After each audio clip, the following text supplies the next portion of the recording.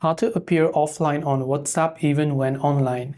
So even if you're online on WhatsApp, you don't want other people to know that you're currently active. To turn this thing off, once you open up WhatsApp, you can just tap on the three dots icon located at the top right hand side of the screen. So here you can see three dots icon from here.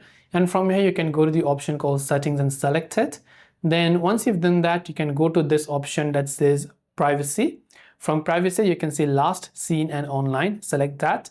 And who can see my last seen is which is your last seen. You can set that to nobody. When you select last seen to nobody, other option you have is who can see when I'm online. So who can see when I'm online, you have option to either everyone or either same as last seen. And because our last seen is set to nobody, when we select our online status to same as last seen, then that is also going to be set as nobody, and no one will be able to view our last seen nor our online status.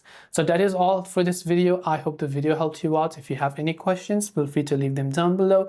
Thanks for watching and see you in the next video.